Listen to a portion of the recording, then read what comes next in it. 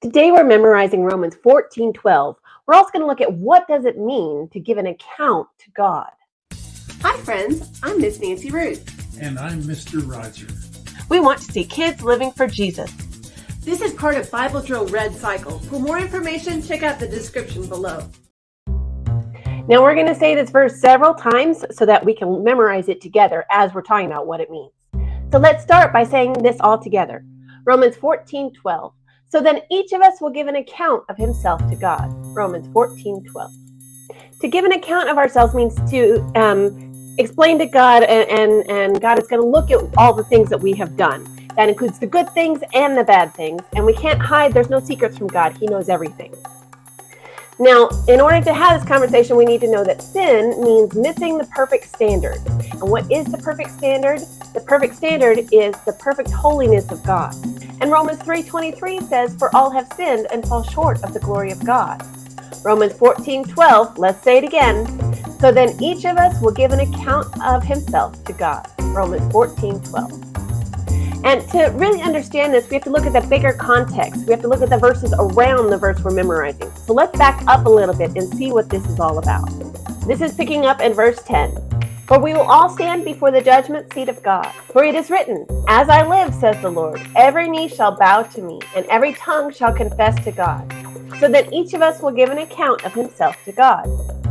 This is talking about the final judgment at the end of time when everyone who has ever lived and ever is living and has lived and all the humans who have ever been on this planet will come before the throne of God for the final judgment. And in this final judgment, each of us will give an account of God.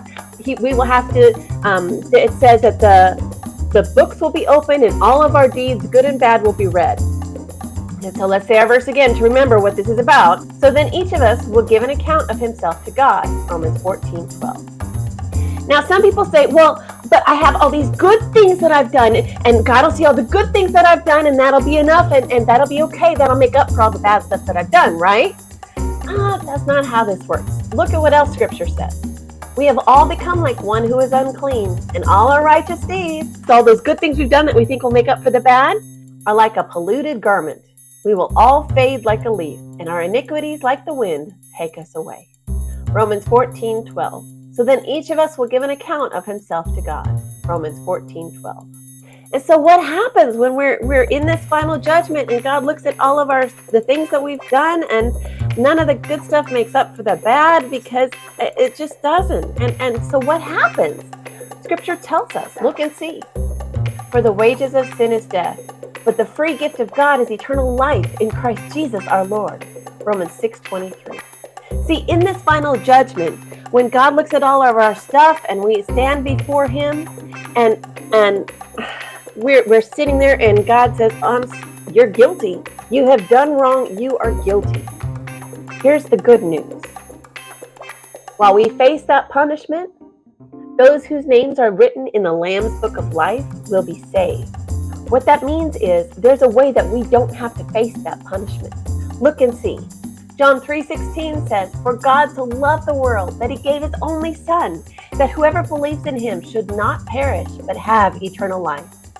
So in that final judgment, and we're standing there guilty, Jesus steps forward and says, "This one, I took the punishment for this one. This one belongs to me. This one can live because I took that punishment." And when we're talking about the wages of sin is death, we're talking about a second spiritual death, an eternal death, and one that includes eternal punishment with it. And when Jesus steps up and says, "I took this punishment," he did. He took it upon himself when he died on that cross to take our punishment for sin. But he didn't stay dead. He came back to life again 3 days later. So that if we trust and we believe in him, we can accept that gift of eternal life with him. That's what all these verses are all about. That is the great news. And when we face that judgment and Jesus says, "That one's mine. That one belongs to me," that can apply to us too if we have faith and trust in him. Are you ready for that day? Learn more in this video. Don't forget to subscribe.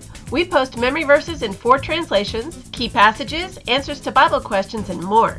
Check out our store and freebies at parentroadmin.com. We love you, friends. See you next time.